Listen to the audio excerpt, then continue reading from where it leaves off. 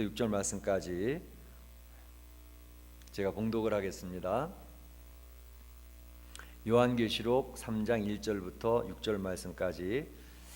사대 교회의 사자에게 편지하라. 하나님의 일곱 영과 일곱 별을 가지시니가 이르시되 내가 네 행위를 아노니 네가 살았다 하는 이름은 가졌으나 죽은 자로다.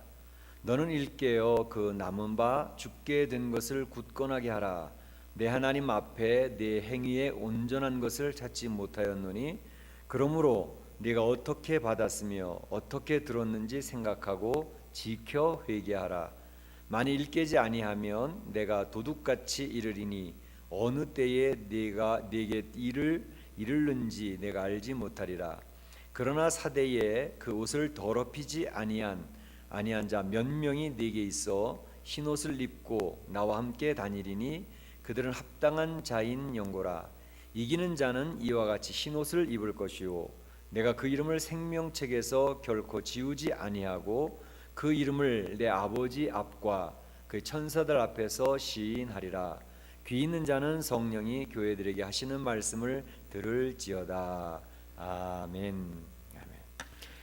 오늘은 사대교회에 대해서 생각을 해보고자 합니다. 사대교회. 자, 지금까지 우리 이제 교회를 여러 교회를 살펴봤는데요. 제목만 한번 쭉 살펴보면서 나가시면 도움이 될 것 같습니다. 자, 에베소 교회 제목이 뭐죠? 첫사랑을 잃어버린 에베소 교회. 그 다음에 서문학교회.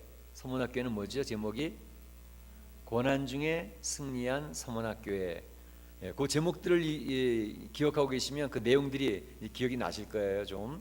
그 다음에 버가모교회. 버가모교회는 뭐죠? 사단의 도시 안에 있는 버가모교회. 역시 우리 장로님이 잘 기억하고 계시네요. 그 다음에 두아디라 교회. 지난주에 봤는데 두아디라 교회 뭐죠? 악을 용납한 두아디라 교회. 그래서 지난 시간 살펴봤던 악을 용납했다는 두아디라는 길드라고 하는 동업 동맹이 있어서 그것이 이제 교회에 영향력을 미쳤는데, 특별히 이세벨이라고 하는 영향력 있는 여자 리더를 통해서 교회가 굉장히 혼돈하고 어려운 일에 빠져 있는 그런 교회에 대해서 우리 생각해 보았습니다. 그럼 오늘은 사대교회를 살펴보는데, 이 사대교회 제목은 이렇게 하면 되겠습니다. 서서히 죽어간 사대교회. 따라해 볼까요? 서서히 죽어간 사대교회. 서서히 죽어간 사대교회. 그래서 사대교회를 생각할 때는 사대교회는 생명력을 잃어가고 있었구나 하는 것을 보시면 되겠습니다. 참 책망만 있던 교회가 둘이 있다 그랬는데, 그 교회가 어느 교회라 그랬죠? 칭찬만 있는 교회가 두 교회가 있었고 책망만 있는 교회가 두 교회가 있었습니다. 칭찬만 있던 교회 두 교회는 어느 교회라 그랬죠? 7교회 가운데 중에서 서문학 교회와 빌라델피아 교회. 그 두 교회는 칭찬만 있었고 책망이 없었습니다. 그런가 하면 칭찬이 없이 책망만 있었던 교회가 또 두 교회가 있었는데 어느 교회예요? 아직 안 살펴봤으니까 모르겠죠. 사대교회와 라오디게아 교회. 그건 이제 뒤에 살펴볼 겁니다. 그래서 이 사대교회는 칭찬이 나와 있질 않아요. 그런데 이제 책망만 있는 그런 교회인데, 이 사대라고 하는 지역은 이제 우리가 그 지역을 지금 쭉 살펴보고 있는데요. 에베소부터 에베소, 서머나, 버가모, 두아디라 이렇게 되어져 있는데, 에베소하고 그 서머나는 해안 도시라 그랬죠. 항구 도시.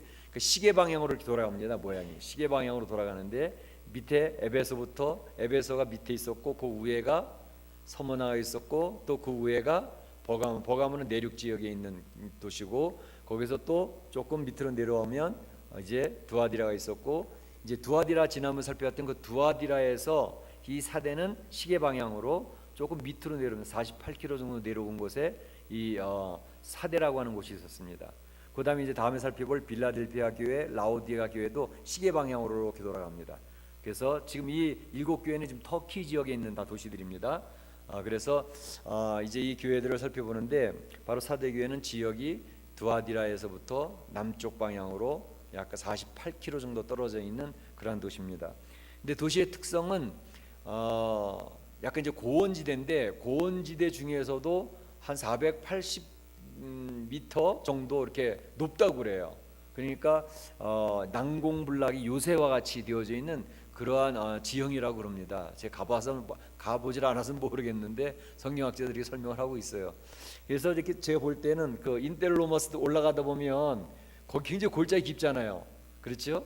예, 동네도 높은 데다가 보면 뭐 다리도 굉장히 높아서 밑에 골짜기가 굉장히 깊더라고요. 그래서 그 생각이 딱 들었어요.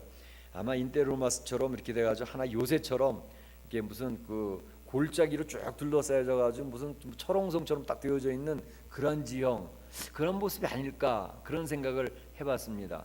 그러니까 굉장히 그 요새 지형이 되어져가지고 외세 침공하기가 쉽지가 않았는데 두 차례는 침공을 당했다고 그래요. 고레스 왕 때하고 그다음 안티오쿠스 왕 때, 시리아의 안티오쿠스 왕 때 두 번의 함락은 됐었는데 거의 외세의 침략을 받지 않는 그러한 지형이 있었다고 그럽니다.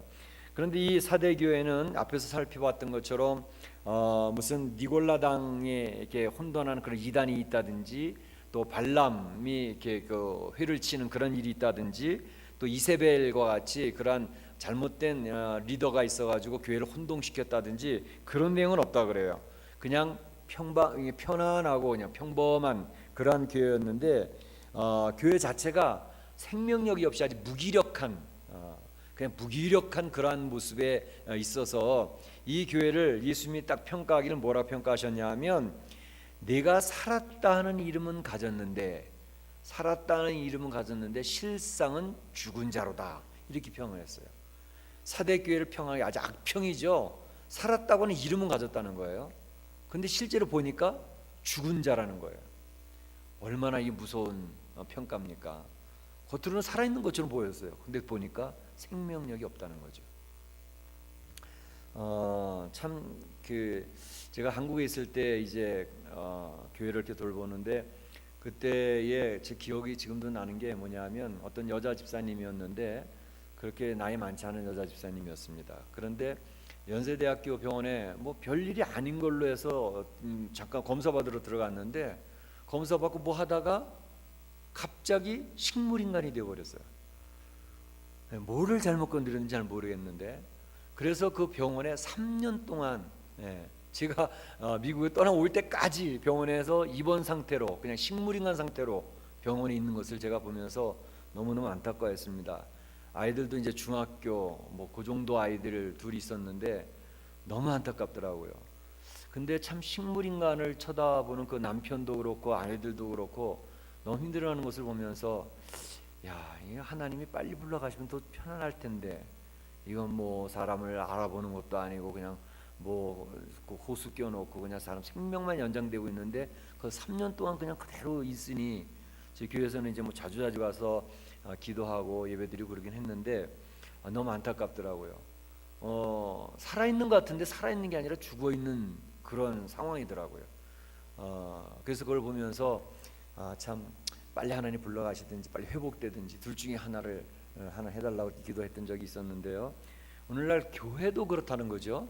교회도 보면 살아있는 것 같이 보이는데 실제는 생명력이 없는 무기력한 그러한 죽어있는 것처럼 보이는 그러한 교회 형태가 있을 수가 있다 생각을 합니다. 그럼 어떤 분들은, 에이 목사님, 어떻게 하나님이 임재하시는 교회가, 하나님이 역사하시는 교회가 그런 상태가 될 수가 있겠습니까?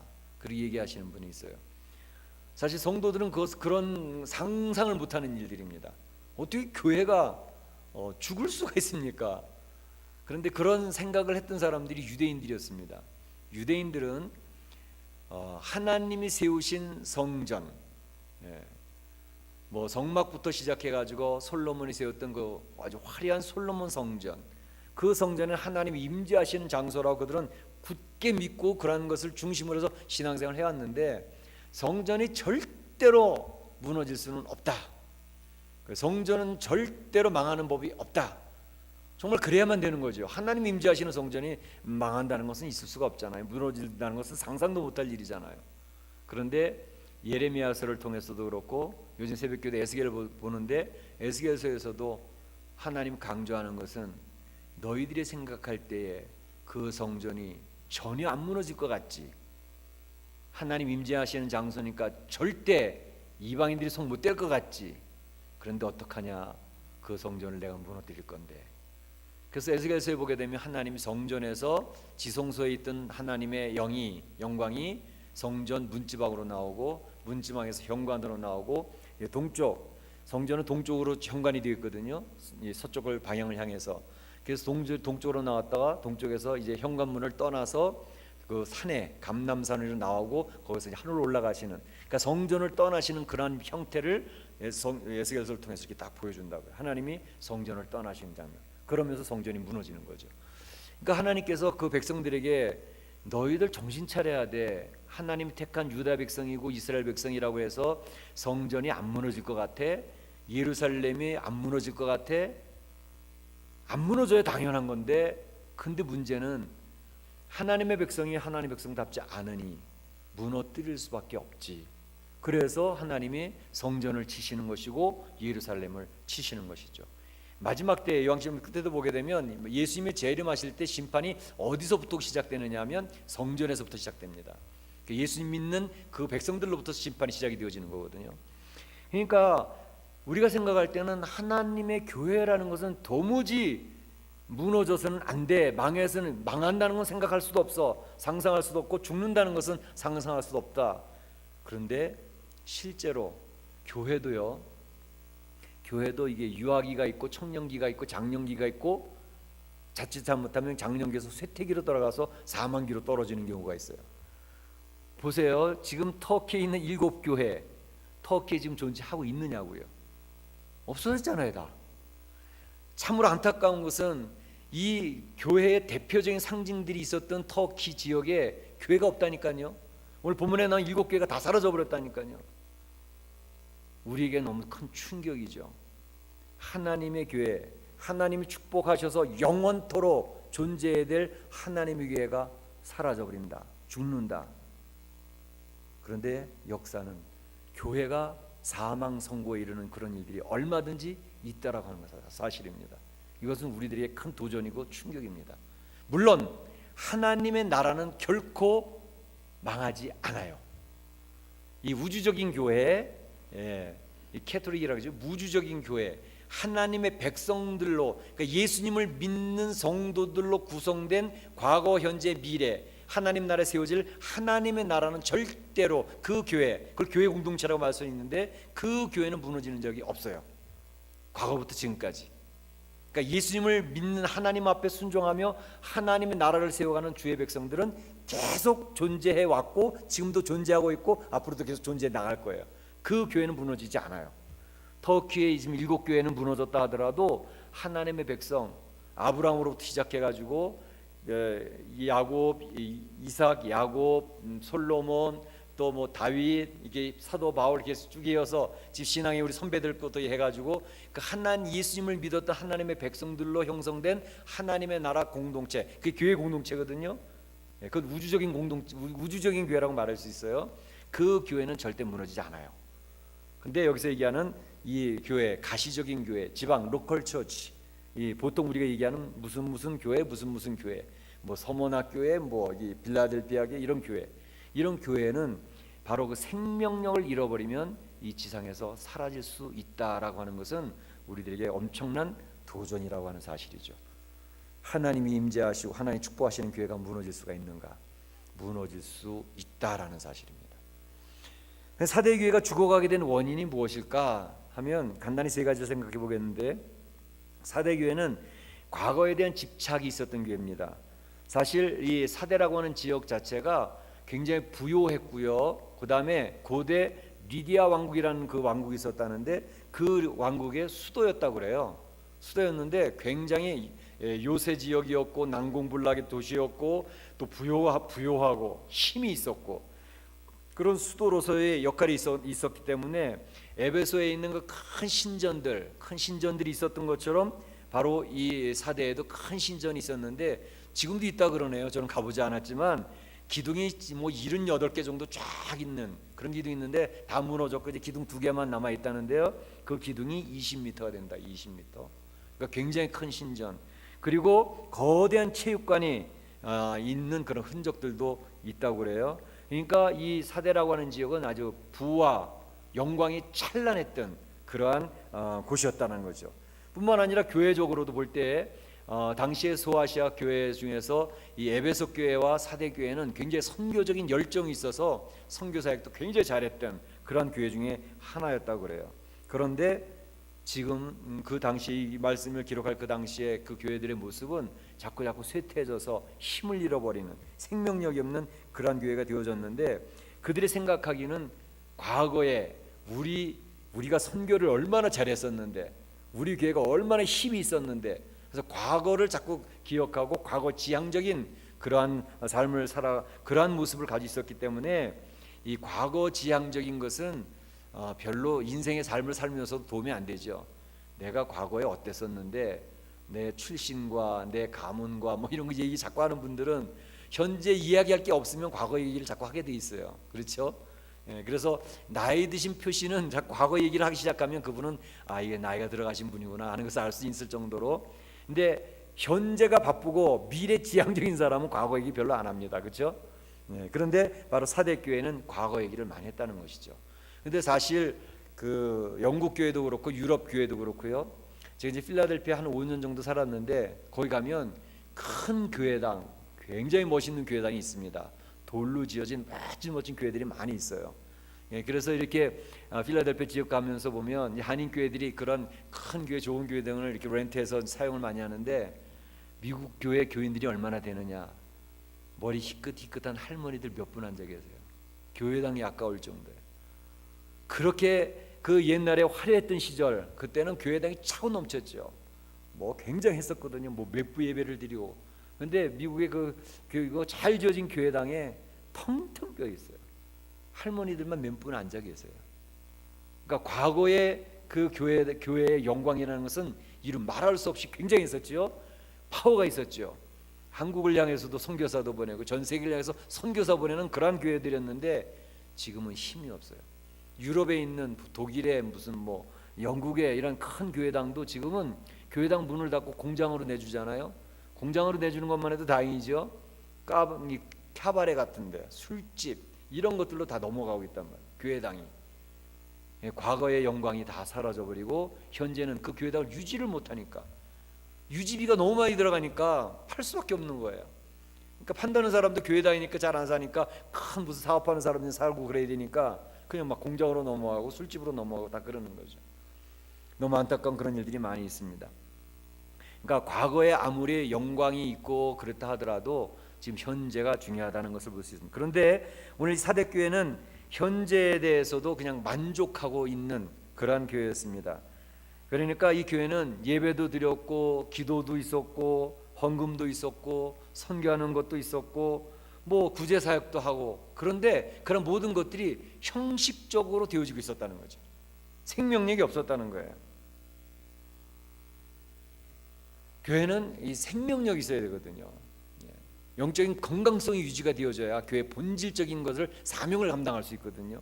그러니까 교회가 형태는 그대로 있어도 본질을 잃어버리는 그런 형태가 될 때 굉장히 많이 있습니다. 점점 교회들이 세속화되어지면서, 교회는 멋있잖아요. 사람들 많이 모이잖아요. 그런데 교회가 적은 수가 모였든 많은 수가 모였든 교회의 본질을 잃어버리면 그건 이미 교회로서의 사명을 감당하지 못하는 것이죠. 그러니까 교회의 본질이 무엇인가, 그 본질을 절대로 잃어버리면 안 되는데, 바로 이 사대교회는 교회의 형태는 있고 교회에서 하는 것들은 다 하고 있는데 본질적인 것을 잃어버리고 있다는 거죠.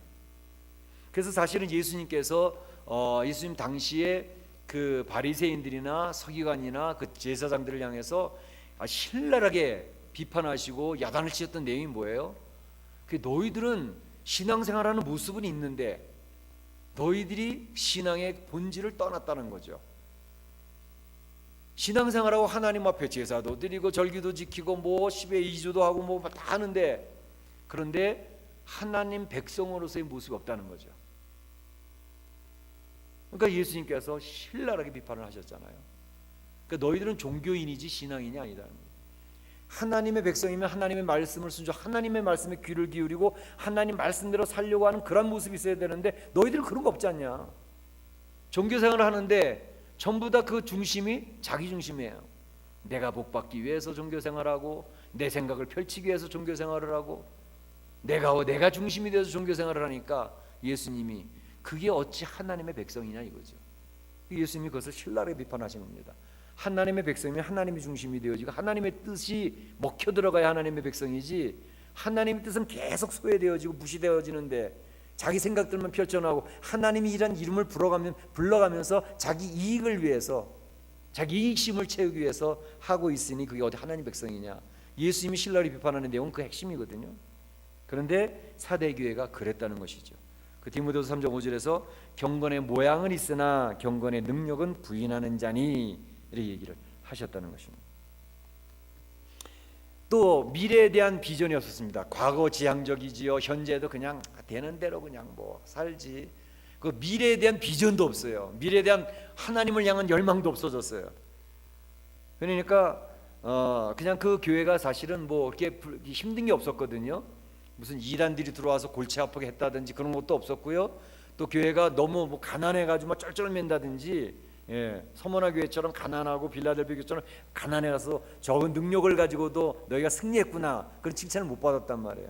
이 교회는 그냥 평범했어요. 그렇게 뭐 힘든 것도 없고 불편한 것도 없고, 그러다 보니까 편안하니까 그냥 편안하게 그냥 이렇게 이제 편안하게 지내면 되지 뭐 이렇게 생각을 했다는 거죠. 사실 이제 미국에서도 이렇게 이민교회들 쭉 보면요, 어떤 분들은 그런 얘기를 해요. 목사님 그냥 교회 너무 이렇게 많이 키우지 말고요, 지금 우리 식구들 이거 좋잖아요. 요 식구들 좋게 뭐 이렇게 문제 있는 사람들 들어와가지고 골치 아프게 그렇게 하는 것보다 문제 없이 편안하게 지내는 이 사람들 우리 재밌게 이렇게 해서 교회 하지요. 그렇게 얘기하는 분들이 있어요. 그래서 그 말의 뜻을 무슨 뜻인지는 알겠는데 교회는 그거는 아닙니다. 제가 이게 말씀을 드리죠. 편안하게 지내면 좀 너무 골치 아프지 않게 좀 편안하게 지내자는 거예요. 문제 사람들 들어와가지고 막 힘들게 하는 거, 아이 골치 아프다는 거예요. 편안하게 지내자.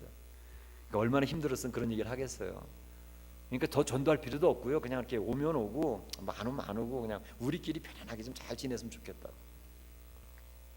근데 교회는 그런 건 아니죠. 우리가 이제 그런 얘기를 해요. 이제 목사님들의 욕심이 있다면 어떻게 교인을 많이 늘릴까, 그런 것에 대한 욕심을 가지고 있다 생각을 하는데, 그건 뭐 그렇게 욕심이라고 생각할 수도 있지만 교인이 적건 크건 간에 교회가 해야 될 일은 잃어버린 영혼을 찾는 일에 대한 그 열정을 잃어버리면 더 이상 교회의 본질을 잃어버리는 것입니다.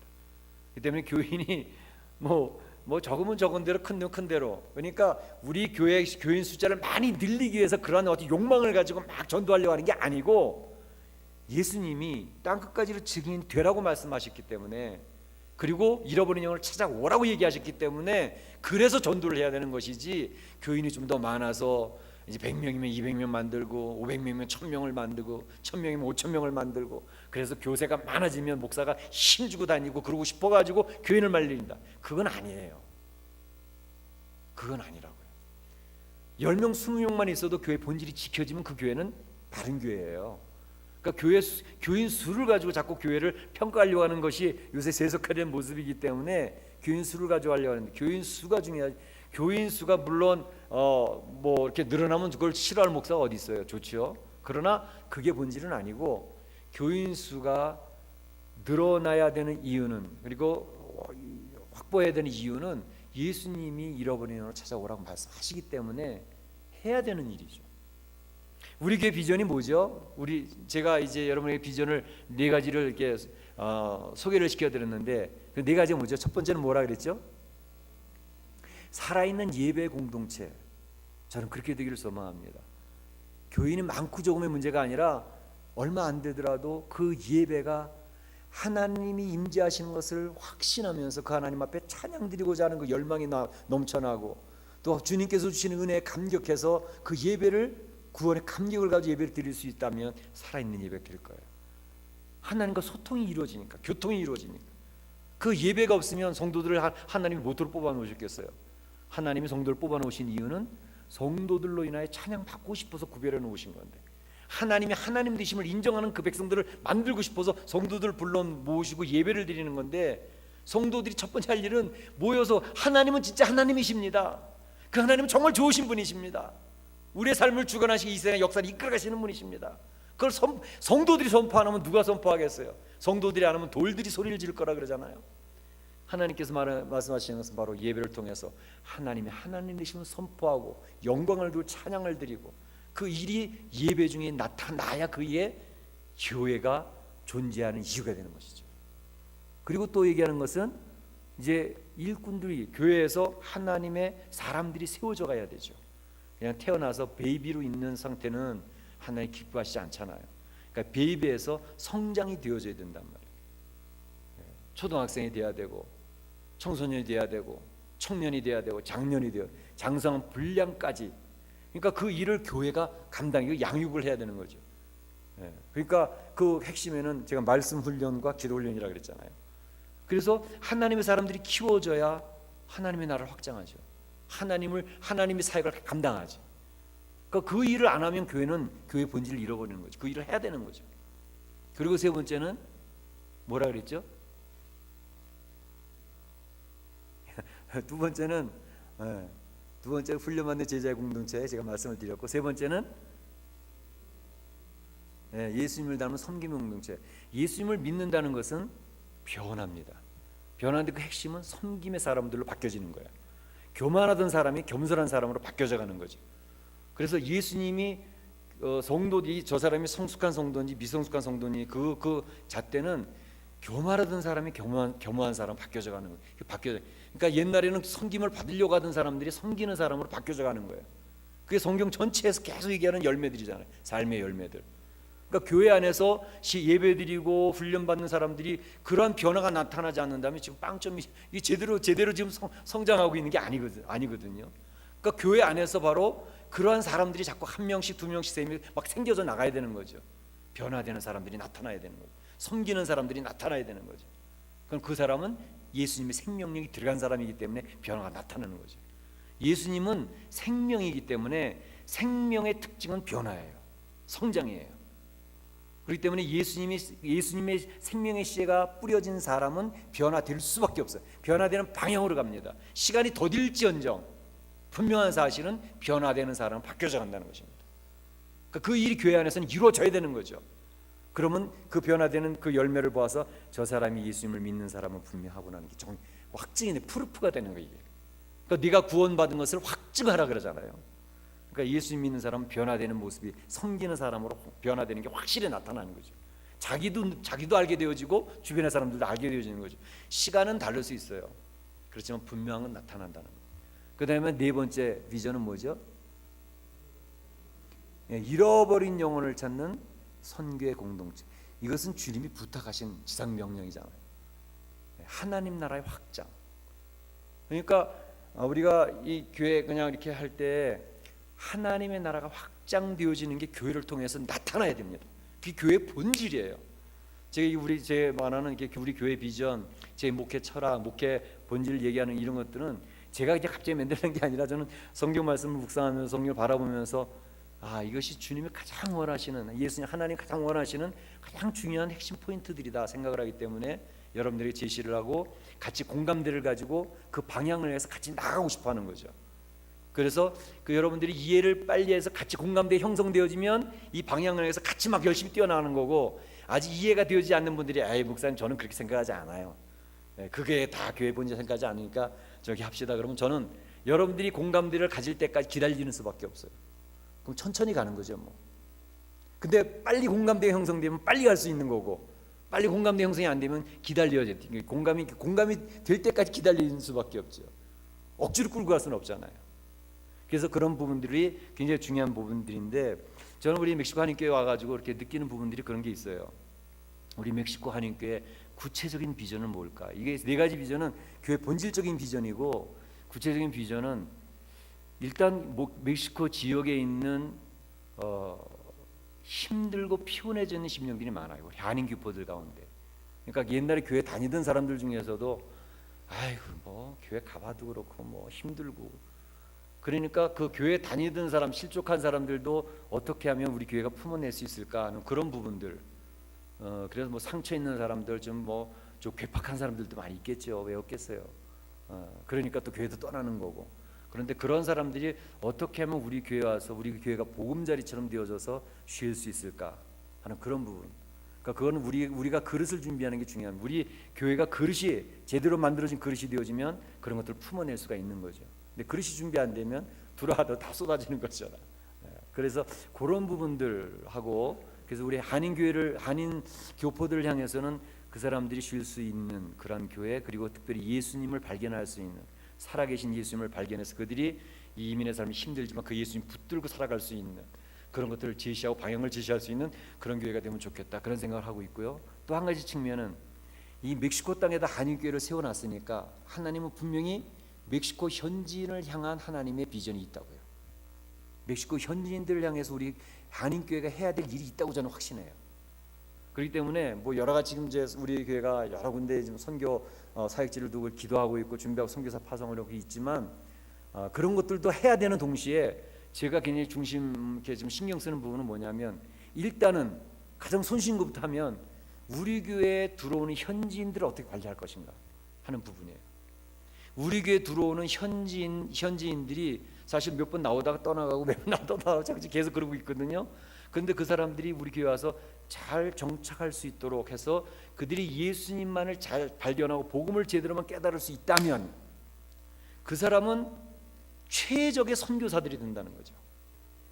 일단 말이 되잖아요, 그 사람들. 자, 우리는 1세대 여기서 말을 배워가지고 어느 정도나 그 사람들 좀 잘하겠느냐고요. 아무리 멕시코 이 스페니쉬를 잘해도 그 사람들 말, 그 현지인들은 못 따라가잖아요. 일단 또 한 가지는 문화가, 우리는 그들의 문화를 이해하고 공부해야 되죠. 그 사람들은 그냥 삶 자체가 문화이기 때문에 그들이 예수님만 발견하면 그들의 가족에게 첫 번째 선교사가 되어지고 그 친구들에게 선교사가 되어지고 친지 선교사가 되어지기 때문에 그들에게 예수님을 증거할 수 있는 가장 좋은 통로, 가장 좋은 도구가 된다는 것이죠.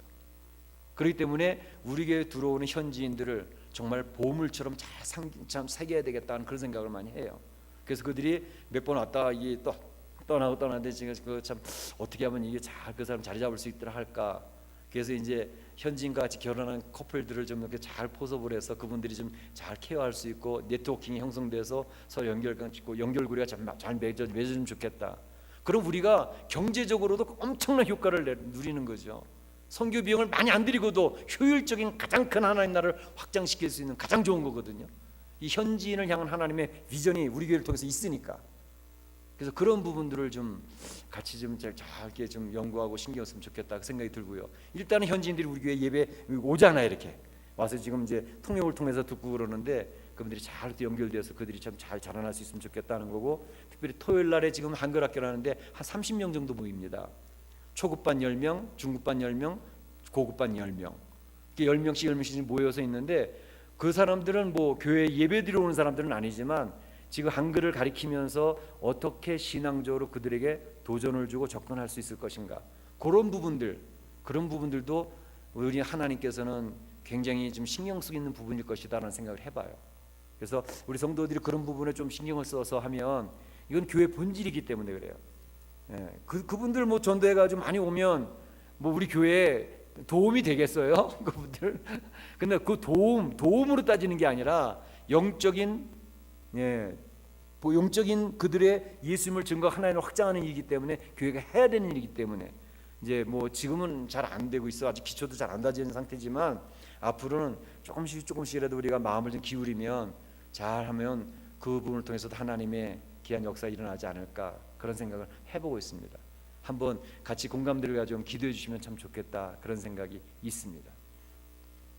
그래서 이 교회가, 이 사대교회는 과거 지향적이었고 현재 그냥 되는 대로 그냥, 그 다음에 미래에 대한 비전도 없고, 그러니까 이 교회는 점점 죽어갔습니다. 그래서 서서히 죽어가는 사대교회가 됐습니다. 예수님께서 얘기하시는 것은 다시 살릴 방법은 없을까? 다시 살릴 수 있는 방법을 몇 가지 제시를 했습니다. 첫째는 그들의 잠을 깨워라 그랬습니다. 일깨워 그랬어요. 깨워라. 그러니까 잠자다가 다시 잠자고 있는 사람을 빨리 깨우라는 거예요. 잠자고 있는 사람한테 도전을 해서 그걸 깨우라는 것이죠. 그러니까 영적인 각성입니다. 영적 각성. 그러니까 생명력이 넘쳐야 돼요. 교회는 영적인 건강성이 유지되어져야, 여러 가지 프로그램이 막 돌아간다고 해서 그 교회가 생명력이 있는 게 아니고요, 영적인 생명력이 용솟음쳐야 그 교회가 살아있는 교회가 되는데, 바로 예수님 말씀하시는 것은 영적인 각성을 통해서 그들이 깨어나야 된다는 것입니다. 그 다음에 두 번째는 생각하라 그랬습니다. 생각하라. 뭘 생각할까요? 히브리서 3장 1절에 보게 되면 이렇게 얘기를 합니다. 형제들아, 믿는 자의 사도 되시며 대제사장이신 예수를 깊이 생각하라 그랬습니다. 형제들아, 믿는 도리의 사도시며 대제사장 되신 예수를 깊이 생각하라. 예수를 깊이 생각하는 게 중요합니다. 신앙의 핵심은 예수 그리스도입니다. 이 예배의 핵심도 예수 그리스도입니다. 그래서 예수 그리스도의 보혈을 우리가 예배 시간마다 의지하는 겁니다. 예수 그리스도의 보혈이 흘러 넘쳐야 우리의 죄성으로 물들어 있는 실패하고 허물 가운데 쓰러졌던 우리가 나와서 예수 그리스도의 옷으로 덧 입혀짐으로 신옷 입은 자로 다시 세워지는 거기 때문에 예수 그리스도가 핵심이에요. 바로 여기서도 예수를 깊이 생각하라 할 때, 예수님으로 인하여 내가 사랑받고 있다고 하는 사실과 예수님으로 인하여 나의 죄악이 문제 해결된다는 사실을 늘 기억할 때에 신앙인으로 바로 설 수 있거든요. 바로 그 문제를 이야기하고 있습니다.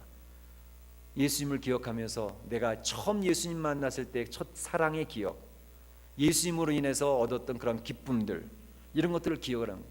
부부간에 싸움하다가도 연애할 때 생각을 해보시면, 우리 연애할 때 대단했는데, 부모님 몰래 만나가지고 서로 연애 편지 주고 그럴 때 대단했는데, 근데 우리가 왜 이렇게 지금 부부싸움하고 있냐.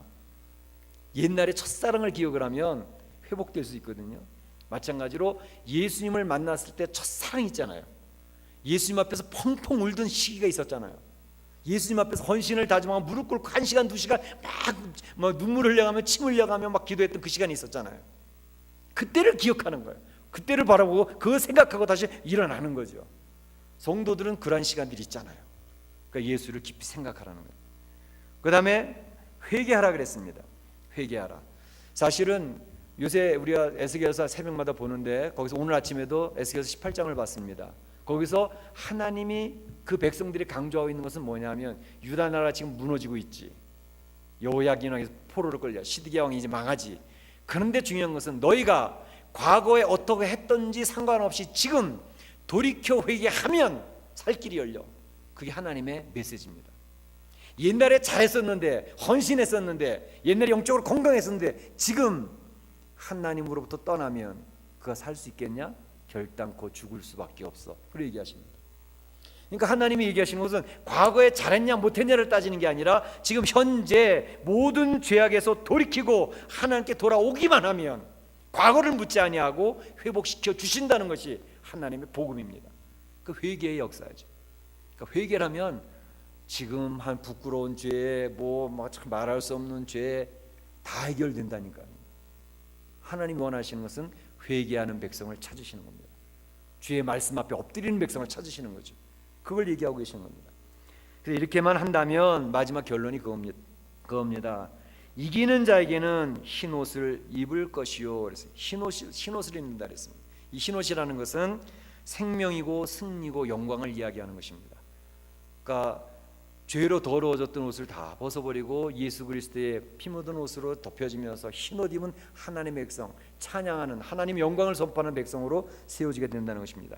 그런데 사대교회, 이 죽어져가는 교회에 제가 참 이렇게 눈여겨 보여지는 부분이 뭐냐면, 그러나 사대의 그 옷을 더럽히지 아니한 자 몇 명이 내게 있어 흰옷을 입고 나와 함께 다니리니 그들은 합당한 자인 영고라. 죽어가는 교회인데, 사대교회가 지금 생명을 잃어가는 교회인데, 그 교회 안에 몇 명이 살아있는 사람이 있었던 거예요. 아직까지 흰옷 입은 자가 있어서 예수님과 함께 다니고 있다는 거예요. 얼마나 희망적이에요.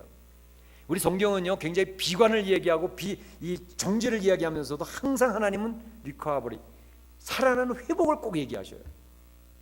너희들은 도저히 불가능한 존재이지만 불가능한 존재인 것 같은데 그 안에 회복이 있다는 것을 꼭 얘기하셔요. 예레미야서에서도 그랬고 에스겔서에서도 그래요. 그러니까 하나님은 이게 이제 도저히 불가능한 일, 불가능, 이제 안돼 끝났어 그러는 것 같은데 그때는 끝난 것 같은데 남은 자가 있어, 이를 얘기를 하신다. 그래서 희망을 보게 되는 것입니다. 흰옷 입는 자가 나타날 것이다. 그리고 뭘 얘기냐면 생명책에서 그 이름을 흐리지 아니한다. 생명책에 이름이 기록되어진다는 것이죠. 그래서 예수님이 하시는 말씀이 그 이름을 내 아버지 앞과 그의 천사들 앞에서 시인할 것이다 그랬습니다. 여러분의 이름이 생명책에 기록되어 있고 예수님이 여러분의 이름을 하나님 아버지 앞에서 천사들 앞에서 인정하고 시인하실 거랍니다. 할렐루야, 할렐루야. 내 이름 석자를 예수님이 기억해 주신다는 것입니다. 얼마나 감사해요. 죽어져가는 사대 교회에서도 예수님은 희망을 보고 계십니다. 부정 속에서의 긍정, 절망 속에서의 희망, 예수님은 반드시 그걸 얘기하시는 것이죠. 그러니까 성도들은요, 어떠한 상황 속에서도 비관적이 될 필요가 없어요. 비관적인 상황 속에서도 희망을 보는 사람들이 성도들입니다. 그러니까 삶의 내용 속에서 성도들은 해석, 주석을 잘하는 사람들입니다. 다 망한 것 같은데 망하지 않았다고 얘기하는 사람들이 성도들입니다. 우리 사랑하는 성도들이 그렇게 되시기를 주의 이름으로 축원합니다. 축원합니다. 네, 우리 교회가 이와 같이 하나님 앞에 쓰임 받는 귀한 교회가 되어지기를 소원합니다. 제가 다 같이 한 목소리 한번 기도.